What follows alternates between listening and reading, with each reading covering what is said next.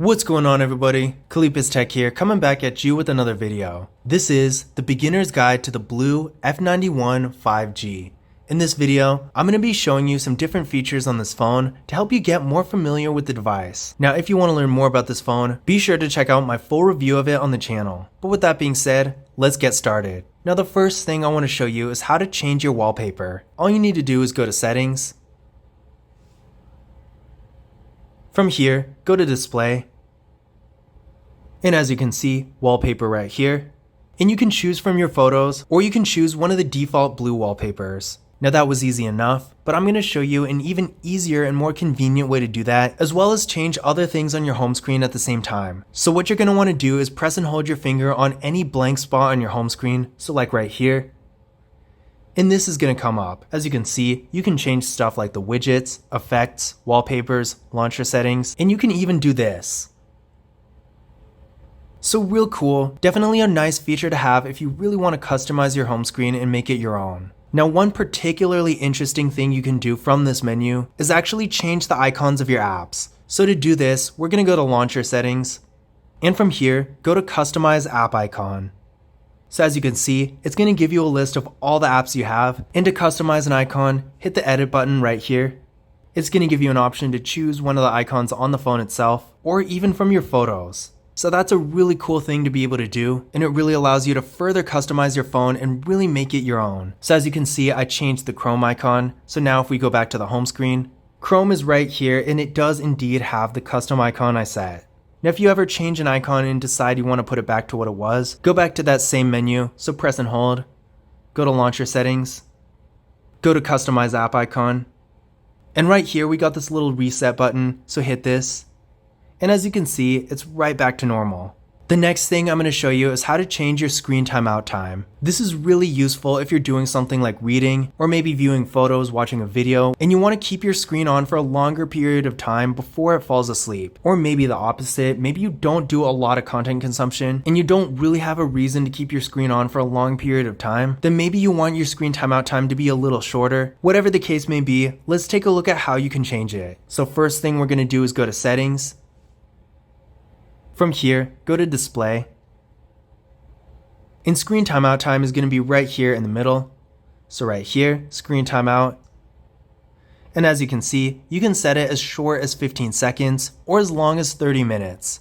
Now again, this is really going to depend on personal preference and how you use your phone, because on one hand, if you don't do a whole lot with it, I don't really see a reason to have it any longer than like 30 seconds, maybe a minute max. But if you're constantly reading, watching videos, playing games, doing all sorts of stuff on your phone, then I could definitely see having it quite a bit longer. So when you first get this phone, or any phone for that matter, I recommend playing around with the setting a little and really seeing which one works best for you, because again, it's going to be different for everyone. The next thing I'm going to show you is how to change your screen color mode.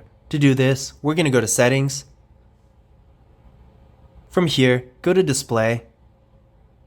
And screen color mode is right down here. So by default, it does seem to be set to standard. Kind of interesting, usually when a phone has this option, it's usually set to vivid. But regardless, standard is going to give you a more natural kind of look, and vivid is going to enhance the colors, which I personally like a lot better, especially when you're consuming a lot of content, because in general, it's just going to make things look a little bit higher quality. Now if you want, you can also do cool color, which of course, as the name suggests, is going to make cool colors a little bit stronger. Now the next thing I'm going to show you is how to change your system navigation. Now down here, as you can see, we got the classic 3 buttons that Android has been using pretty much forever, but we can also customize this a little. So to do this, we're going to go to Settings. And from here, we actually have a navigation bar menu right here. So as you can see, we got quite a few options. If you want to change the appearance, you can change the button order. You can also change the color, or you can hide the navigation bar entirely. The other thing we can do is switch to what's called gesture navigation, and this is going to replace the buttons at the bottom with this little line right here. So if you want your phone to look a little bit more modern and minimalistic, then gesture navigation might be a good choice for you. Now if you've never used it before, gesture navigation does take a little getting used to, so let me show you how it works. To go home, simply swipe your finger up like this. To go to your recent apps, drag your finger up like this. And to go back, swipe from left to right, or right to left. So gesture navigation is definitely cool in its own way, and I am glad that this phone has the option. But if you haven't already, I do recommend trying it out for yourself and seeing whether or not you like it, because when it comes to system navigation, there's really no right or wrong, it's all going to be based on personal preference. The next thing I'm going to show you is how to take a screenshot. What you're going to want to do is hold the power key and the volume down key at the same time like this. And as you can see, here's the screenshot. You can share it, edit it, whatever you want to do. And that's pretty much it. Now, in addition to this, we also got a couple different things we can do. So first of all, if you slide down your quick menu by pulling down the shade once and then twice, we got what's called a super screenshot. So if we go here, this is basically a normal screenshot, but you can customize it a little bit more. I wouldn't really call it pointless per se, but I feel like a lot of people probably aren't going to be using this. But all the same, it is still something to know about. In addition to this, as you can see here, you can create screen recordings, but you can also do a screen recording by itself. So if we pull down the shade once, twice, you can see this little icon right here where it says screen record start. Tap on here. As you can see, we got some options here. By default, it is going to record the microphone, but you can also have it record device audio or both. Be sure to toggle it on if you want to use it. You can also show touches on the screen. And once you got all your options set, hit start. There's going to be a little countdown. And now the screen is recording. With this phone, you can't really tell it's recording unless you look really closely. This is going to be here and also this icon right here. But once you're done recording and you want to stop, pull down the shade and simply tap right here. After that, the screen recording is going to be saved to your photos. The next thing I'm going to show you is how to control your notifications. Now luckily the BLU F91 5G doesn't really have a whole lot of bloatware, so when you get this phone, you're probably not going to be getting a bunch of random notifications for no reason. So that's nice at least, but as you get more and more apps, there are probably going to be at least a few you don't want notifications from. So I'm going to show you how to turn those off. So first thing we're going to do, of course, is go to settings. From here, go to apps and notifications. From here, go to the notifications tab. Under the recently sent section, hit see all. And this is basically going to show you all the apps that have sent you notifications within the last 7 days. So if there's some you don't want notifications from, you can simply turn them off and they're not going to bother you anymore.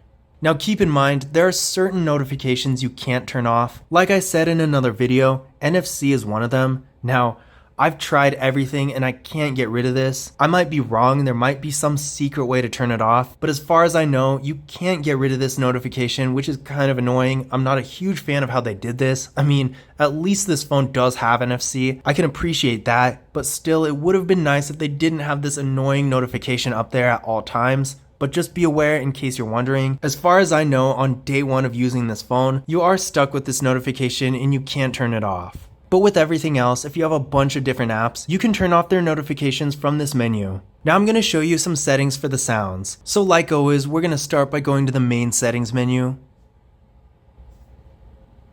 From here, go down to sound. Now first of all, we got some different volumes here. First one is media volume, so if you're watching a video, listening to music, something like that. Call volume, ring and notification volume, so your phone calls, text messages, notifications from apps, pretty much everything. And your alarm volume, again, pretty self-explanatory. Under this, we got an option to vibrate for calls. Now this is only really relevant if you're not on vibrate mode, because of course, on vibrate mode, your phone is going to vibrate no matter what. But if you do have sound on, you can also have it vibrate as well. There's also volume button control. By default, it is going to control media, but you can also have it control the ring volume as well. Do not disturb is here, but you don't need to go to this menu to turn that on. All you need to do is pull down the shade. And do not disturb is right here. Shortcut to prevent ringing. Let me show you that right now. The shortcut is the power key and the volume up key at the same time, like this. As you can see, that put the phone in vibrate mode, but if you want it to do mute instead, tap on here. And as you can see, again, by default, it is vibrate, but you can have it go to mute. Now if we do that same shortcut, which again is the power key and the volume up key, press both buttons at the same time. And now the phone is on mute again. The last thing I'm going to show you is how to put your phone in dark mode. To do this, go to settings. From here, go to display. And as you can see, by default, we are in light mode, but dark mode is right here. As you can see, we are now in dark mode. Pretty cool, definitely a nice feature to have. And you can also set it to automatic. So when you do this, of course, Dark mode is automatically going to turn on and off without you doing anything. If we tap here, as you can see, it's set to switch to light mode at 6 AM and dark at 10 PM. But if you want, you can also have it go from sunset to sunrise. But this concludes my beginner's guide to the BLU F91 5G. I hope you enjoyed the video, and I hope you found this information useful as well. If you did, don't forget to give it a thumbs up and hit that subscribe button. And again, if you want to learn more about this phone, be sure to check out my full review of it on the channel. But as always, I will see you in the next video.